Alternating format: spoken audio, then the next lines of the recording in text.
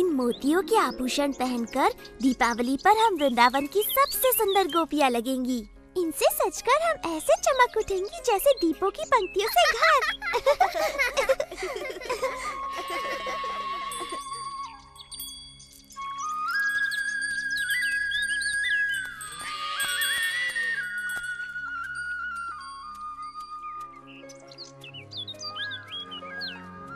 तुमने देखा ये लड़कियाँ मुझे किस प्रकार अनदेखा कर रही हैं बलराम? तुम्हारे सुंदर रूप के चकाचौंध में अंधी हैं मेरे भाई, तभी अनदेखा कर रही हैं। वो तो है ही, पर मेरे विचार से वो नहीं चाहती मैं उनके मोतियों के आभूषण देखूं जो वो दीपावली के लिए बना रही हैं। चलो देखते हैं क्या ये हमारे साथ अपने आभूषण बांटने को तैयार हैं।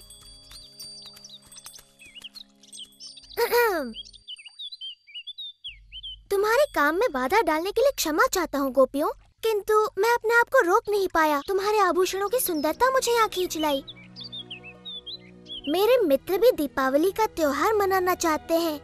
क्या तुम उन्हें अपने कुछ मोती दोगी ताकि वो भी तुम्हारी तरह अपनी सुंदरता बढ़ा सके? मुझे नहीं पता था कि सुबाला और मधु को अपनी सुंदरता का इतना ध्यान है।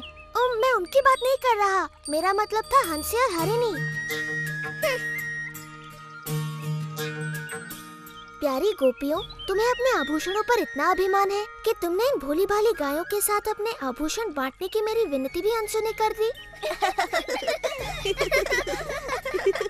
तुम बड़े अच्छे हो कृष्णा, पर ये मोती केवल राजा रानियों के लिए हैं। तो तुमने सिर्फ 2 गायों के लिए ही क्यों मांगा? अपनी सारी गायों के लिए मांगना चाहिए था ना। मुझे तुम्हारे सारे मोती नहीं चाहिए ललिता, बस मेरी 2 सबसे प्रिय गायों के सींगों को सजाने के लिए थोड़े से। माफ कर दो कृष्णा, पर मेरे पास तुम्हारी गायों को देने के लिए एक भी मोती नहीं है। ठीक है, रहने दो, इनके लिए मैं मोती ढूंढ लूंगा।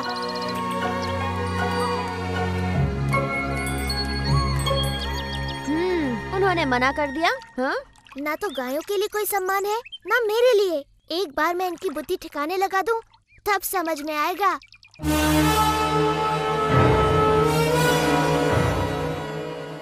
सभी असुर इस प्रयास में प्राणों से हाथ धो बैठे। तुम्हें क्यों लगता है कि तुम मेरे काल को मारने में सफल हो गए? क्योंकि मैं हूँ केशी और मेरे पैरों तले धरती कांप उठती है।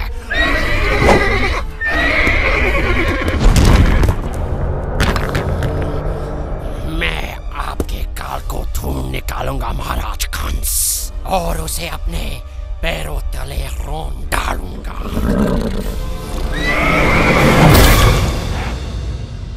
मोतियों का वृक्ष? मोतियों का कोई वृक्ष नहीं होता कृष्ण। विश्वास करो मैया, यदि तुम मुझे मोती दोगी तो उन्हें बोकर मैं इतने मोती उगाऊंगा कि हम अपनी सारी गायों को दीपावली पर मोतियों से सजाएंगे। ओ मेरे नन्हे कृष्ण, मोती फलों की तरह नहीं उगते, वो बनते हैं सुदूर समंदर की सीपियों में। प्यारी मैया, मुझे थोड़े से मोती दे दो ना। वचन देता हूँ 3 दिनों में वो उगाएंगे और तुम्हारे पास पहले से कहीं अधिक मोती होंगे। मैं तुम्हें कभी भी ना नहीं कह सकती मेरे दुलारी कृष्णा। मेरी प्यारी मैया, धन्यवाद।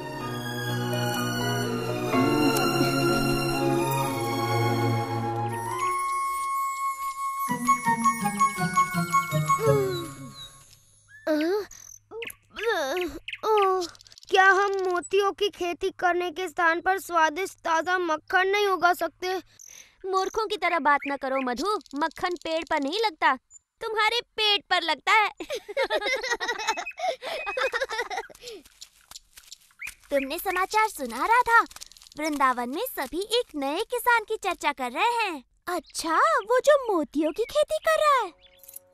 तुम मेरे कंगन बोकर मेरे लिए नए कंगन उगा दो ना कृष्ण।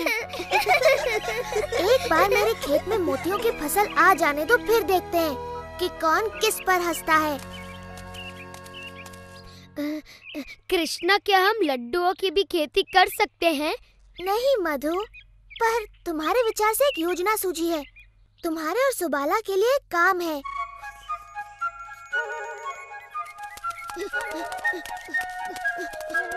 गोपियों, रुको। अगर तुम्हें बोने के लिए और मोती चाहिए तो हमारे पास नहीं है। हमारे पास सुंदर से मोती हैं, लेकिन कृष्णा ने पूछा है क्या तुम हमें थोड़ा सा दूध दे सकती हो? ओह, खेत में काम करके इन्हें प्यास लगाई होगी। नहीं, ऐसा नहीं है। दूध तो उसे अपना खेत सींचने के लिए चाहिए। क्षमा करना, किंतु ये दूध इस कार्य के लिए उपयुक्त नहीं। विशाखा ठीक कहती है, कृष्ण के पवित्र मोतियों के लिए इससे काम नहीं बनेगा। तुम्हें चाहिए नागफनी का दूध।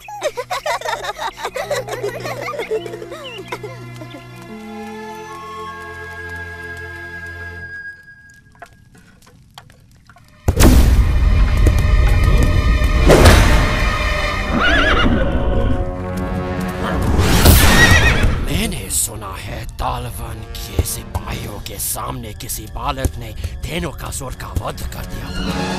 क्या ये सत्य है? वो दिखने में कैसा था? उसके बालों में मोर पंख लगा हुआ था, वो पीली पहने हुए था और वो बांसुरी बजा रहा था।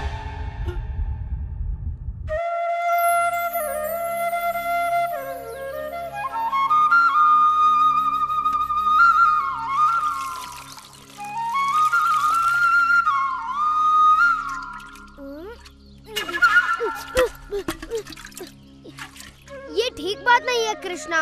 दूध मोतियों के साथ मनुष्यों को भी बढ़ने में सहायता करता है। जितनी इच्छा उतना दूध पी लेना मधु। बस एक बार तुम जैसे गोल मटोल मोती उग जाए। कृष्णा, देखो, मोती अंकुरित होने लगे। मोती अंकुरित होने लगे। इनकी सुगंध अद्भुत है। भंवरे भी इनकी सुगंध से मदमस्त हो रहे हैं। ये अद्भुत सुगंध कहाँ से आ रही है? तुम्हारे मोतियों से मैया, वो उगने लगे। उग तो रही हैं, परंतु मोतियाँ नहीं, कांटे। कृष्णा, देखो, एक मोती खिला। ये तो हमारे हुए मोतियों से कहीं अधिक सुंदर और बड़े हैं। हम धनी हो गए। हम धनी हो गए। ये अवश्य कृष्ण का कोई छल है। ये नकली मोती हैं। मैंने आज तक ऐसे सुंदर मोती नहीं देखे। वाह! इतने सारे मोती, कितने सुंदर हैं। इसी का भय था। कृष्ण की मोतियों के सामने हमारे मोती फीके दिखने लगेंगे। अगर हम उसे कुछ मोती मांगे तो वो बिल्कुल भी मना नहीं करेगा। हमारा दुर्व्यवहार देखकर अब वो हमें मोती तो नहीं, ताने अवश्य देगा। इस दीपावली पर हम सबके हास्य का पात्र बनेंगे। ऐसा नहीं होगा। हमें पता है कृष्ण ने मोती कैसे उगाए हैं। ये बड़ा सरल है। हम भी मोतियों की खेती करेंगी। हाँ, और हमारे मोती उसके मोतियों से अधिक सुंदर होंगे। क्या तुम लोग पागल हो गई हो? कृष्णा ने ऐसी सरलता से कर लिया तो क्या तुम भी कर लोगी? उसने तो गोवर्धन भी उठा लिया था, तो क्या तुम भी उठा लोगी? मोतियों की खेती आसान नहीं है, देवताओं के लिए भी। कृष्णा तो हमेशा ही ऐसे चमत्कार करता रहता है। पर क्या तुमने कभी एक भी चमत्कार किया है? मोतियों की खेती कोई चमत्कार नहीं है। इसमें कृष्ण की कोई माया नहीं। वृंदावन की दिव्य भूमि है ही इतनी उपजाऊ। हाँ, हमारे वृंदावन की दिव्य भूमि यमुना के जल की तरफ अद्भुत है। हम मोती बोएंगे और दूध के साथ साथ उन्हें घी और माखन से सींचेंगे। तब तो कृष्ण की मोतियों से हमारे मोती कहीं अधिक सुंदर और बड़े उगेंगे। आओ, रुको, बोना ही है तो ये छोटे मोती क्यों? हमारी माओं के पास बड़े बड़े आभूषण हैं। हाँ, जितने बड़े बीज उतने सुंदर फल। विशाखा, राधा, सच में माँ, तुम्हें इनसे 10 गुना मोती वापस मिलेंगे। घबराओ मत मैया, हमें अच्छी तरह पता है हम क्या कर रहे हैं।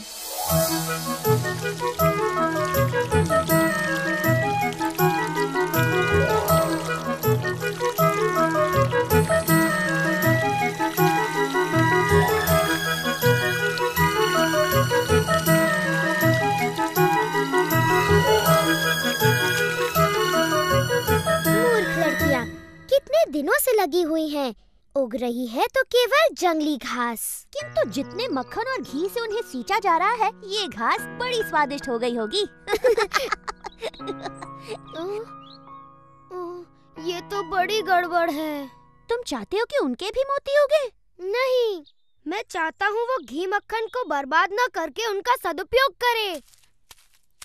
कृष्णा, मेरे सच्चे मित्र, क्या मुझे कुछ देर के लिए तुम्हारी धोती, बांसुरी और मोरपंख मिलेंगे? ओह, तुम बड़े चतुर हो मधु। मेरे विचार से लड़कियाँ एक थके हारे मोतियों के किसान के साथ अपना घी माखन अवश्य बांटेंगी।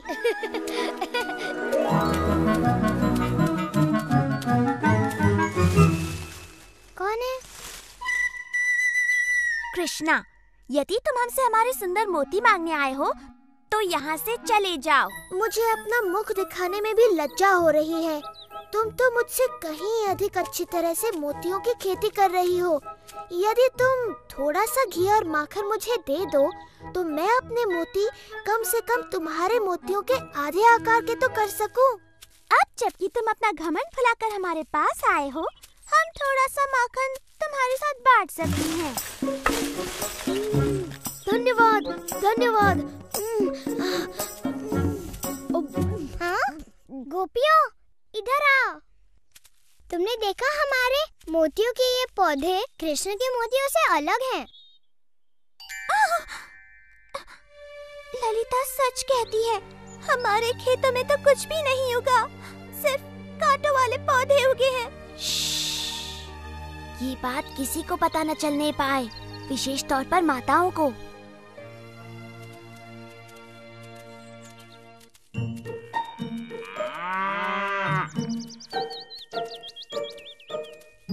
हार्दिक शुभकामनाएं। सुना तुम्हारे खेत में फसल लहलहा उठी है। अच्छा, तुम्हें किसने बताया? एक नन्ही चिड़िया ने, जिसके पैर में कांटा चुभ गया था।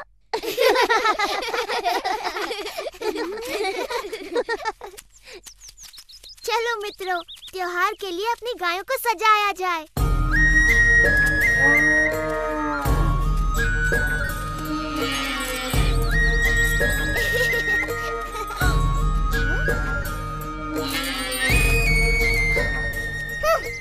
माताओं को जब पता चलेगा कि हमने उनके सारे मोती खो दिए तो वो बड़ी क्रोधित होंगी। मैंने तो पहले ही कहा था, पर तुमने मेरी बात ही नहीं सुनी। ये सब कृष्णा ने किया। मैं समझी नहीं विशाखा। वो झाड़ियों में छुपा था, याद है? उसी ने अपने साथियों के साथ मिलकर हमारे पौधे उखाड़कर उनके जगह कटीले पौधे लगा दिए होंगे। इस बार उसने उत्पात की सीमा लांघ दी है। मैं मैया यशोदा को बताऊंगी। क्या बताओगी राधा? कि कृष्णा ने इतने सुंदर सुंदर मोती उगाए कि उससे सुंदर मोती उगाने के लिए तुमने अपनी माँ के मोती भी खो दिए। ललिता ठीक कहती है, कृष्ण ने हमें छला हो या हमने स्वयं को छला हो, हमारी परिस्थिति वही है। हमारे पास एक भी मोती नहीं है। यदि हमारी माताओं को पता चला तो वे हमें कभी क्षमा नहीं करेंगी। परंतु वृंदावन में मोती मिलना इतना सरल नहीं है। हम कहाँ से लाएंगे? हमारे पास और कोई चारा नहीं। हमें कृष्ण से पूछना चाहिए कि क्या वो अपने कुछ मोती हमें बेचेगा।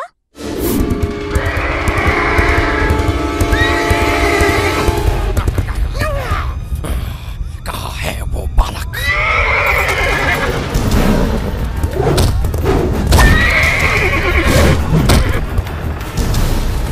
कहाँ है वो पीली धोती वाला बालक जिसके पास बांसुरी और मोर पंख भी है? मैं उसका सर्वनाश कर दूंगा।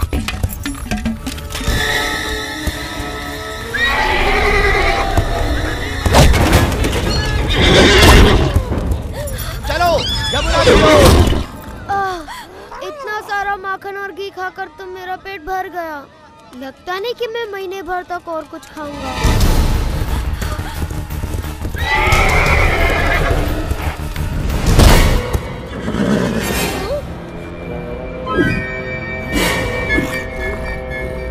आखिर मैंने तुम्हें ढूंढ निकाला कंस के काल। मैं काल नहीं, मधुमंगल हूँ। नहीं, तू कंस का काल कैसे बनेगा? क्योंकि मेरे पैरों से कुचले जाने के बाद तुझे कुछ करने का मौका ही नहीं मिलेगा।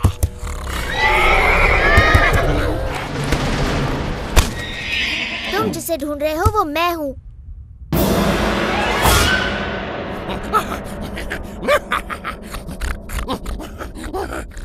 कम से कम उस लड़के में थोड़ा बहुत मांस तो था।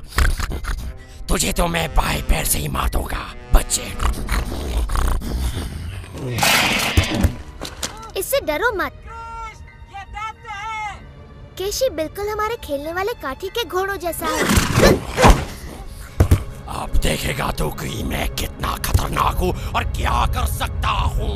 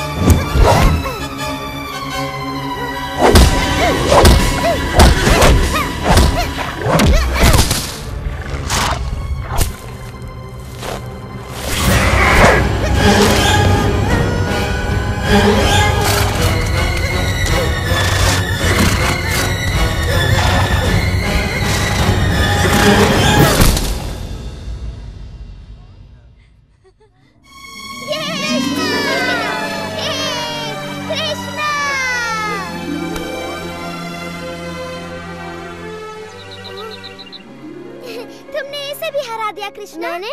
मैंने इसे मारा? पूरी तरह तो नहीं मेरे मित्र, परंतु भेष बदलकर वीरता पूर्वक इसे मुझ तक तो तुम ही लाए। मैं अब कभी भी तुम्हारा रूप नहीं धरूंगा कृष्णा, चाहे जितना भी घी माखन मुझे खाने को मिले। बहुत सही कहा मधु, ये राय दुरुस्त है।